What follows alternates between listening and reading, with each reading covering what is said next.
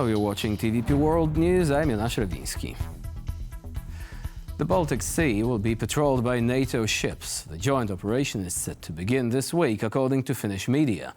Some 10 vessels belonging to alliance member states will be involved in the operation. Joint Expeditionary Force partners and NATO ships will reportedly begin operation at the end of this week.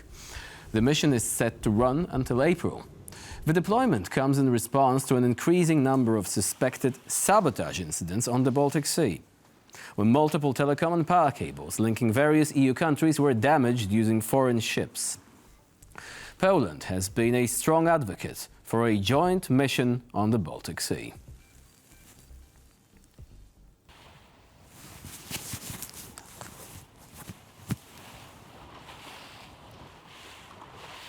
US Secretary of Defense Lloyd Austin will travel to Ramstein Air Base in Germany to host the 25th meeting of the Ukraine Defense Contact Group on the 9th of January.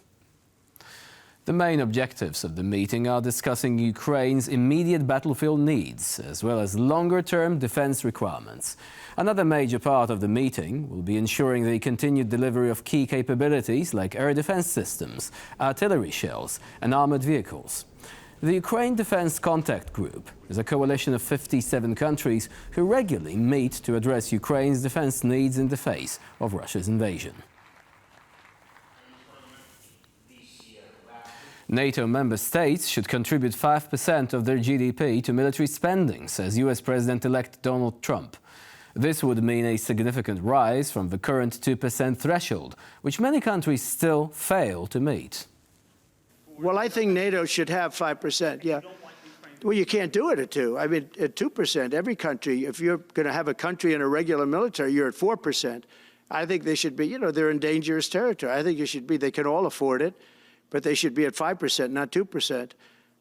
I'm the one that got them to pay 2%.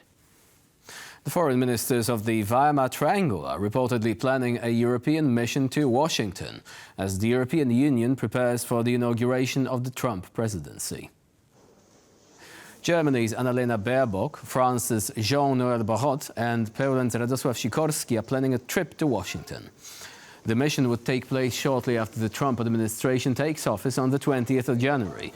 However, no exact date has been set yet. EU High Representative for Foreign Affairs Kaja Kallas is rumored to join the mission. The transatlantic relations recently took a turbulent turn following an exchange between the US and Denmark over Greenland. US President-elect Donald Trump has made comments expressing that he would like to purchase the Danish island, causing severe controversy. During his latest evening address, President Volodymyr Zelensky expressed hope that efforts to negotiate Ukraine's accession to the European Union will pick up steam this year. He noted that the EU presidency is held by countries that are friendly towards Kiev. Ukraine needs productive negotiations this year around our accession to the European Union and cover the security of Europe as a whole. This year, the EU presidency is held by Poland in the first half of the year and Denmark in the second half, our very responsible partners. From the Ukrainian side, we will ensure everything necessary to take the right steps. Almost all of the town of Kurachowe in Ukraine's Donetsk region is now occupied by Russian forces, according to reports coming from Deep State, a website monitoring Russian and Ukrainian military operations. This region has seen heavy fighting in the past few days, with Russian forces claiming to have captured the town last night. The BBC has verified several flag-raising videos showing Russian troops on the outskirts of Kurachowe, much of which has been destroyed. There are also reports of missile launchers and guided bombs targeting Ukrainian forces in the region. However, Ukraine refuses to confirm the capture of Kurachowe by Russian forces. The seizure of the town would allow Russians to advance to attack Pokrovsk, a key logistics hub for the Ukrainian army. Some journalists are saying that Ukraine is still effectively holding on in the western outskirts of the town. Belarusian opposition leader Svetlana Tsikhanouskaya is visiting Poland for high-level talks as her country inches closer towards new presidential elections.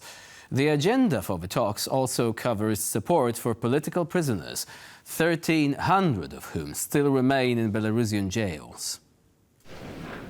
On Wednesday, Tikhanovskaya will meet with MPs from the EU Affairs Committee and the representatives of Belarusian civil society and opposition circles. Talks with President Andrzej Duda and Foreign Minister Radosław Sikorski are scheduled for Thursday. Her visit to Poland comes just weeks ahead of the Belarusian presidential elections, in which the incumbent leader, Alexander Lukashenko, who has been in power for 3 decades, is seeking a 7th term. The vote, however, is not expected to be either free or fair. The date for Poland's 2025 presidential elections will be announced on Wednesday. According to the law, 3 dates are possible: the 4th, the 11th or the 18th of May. However, the Speaker of the Polish Parliament, Szymon Hołownia, has already rejected one of these dates. Formally, the Polish elections will be ordered on Wednesday, January 15th, a deadline that stems from a constitutional provision that says that elections cannot be held within 90 days of the end of a state of emergency. The latest was ordered in the wake of the September floods, meaning that the 90-day period expires mid-January. The elections are not expected to take place on the first possible date, May 4th. Karol Nawrocki, endorsed by the opposition Law and Justice Party, and Warsaw Mayor Rafał Trzaskowski, representing the ruling Civic Coalition, are expected to be the frontrunners. Presidential candidates in Croatia participated in a debate on Tuesday ahead of a runoff scheduled for the 12th of January. The first round of the election was held on the 29th of December and saw the incumbent President Zoran Milanovic and Dragan Primorac heading to a second round of voting after no candidate won a decisive majority. Although both candidates are formally independent, Milanovic was nominated by Croatia's biggest opposition party, the Social Democrats. He is a well-known critic of NATO and the EU. Primorac, meanwhile, was nominated by the ruling Christian Democratic Union Party. The two candidates faced off in a heated debate where they discussed a range of issues, including Croatia's security and military affairs and Russia's war in Ukraine. Following the first round of the elections, the Croatian Prime Minister expressed criticism toward Milanovic, saying the candidate has no program and his win would risk Croatia getting dragged closer to Russia.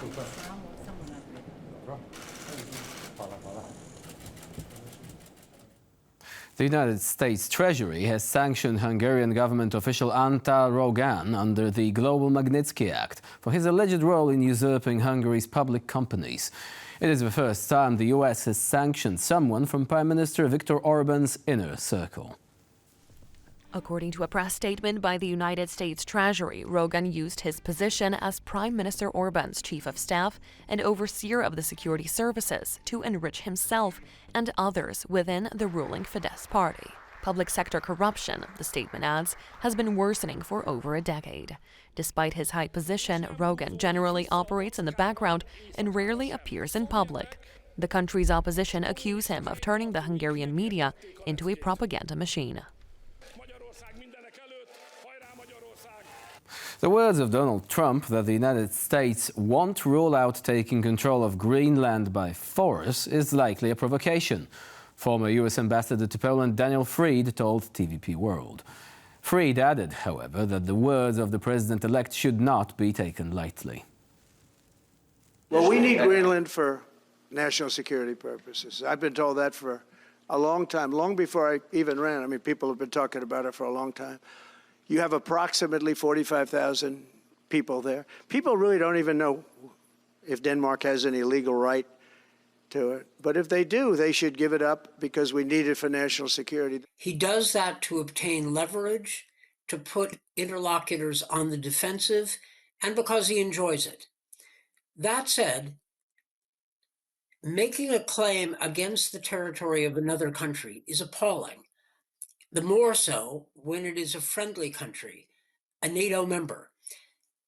The US and all of NATO has security concerns in the high north, and Greenland plays a role.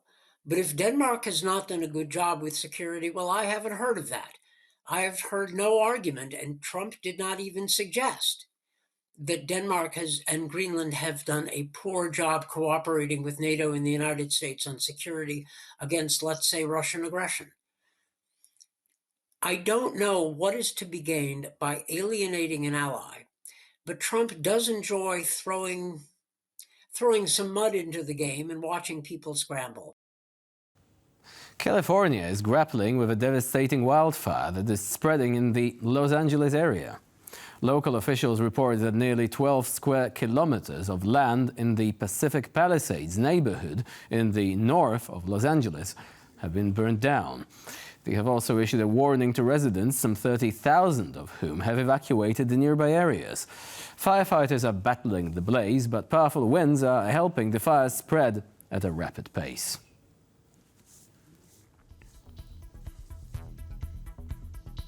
And with this, we conclude this news bulletin. Please stay with us here on TVP World for more latest news and updates. I'm Jonasz Rewiński. Bye for now.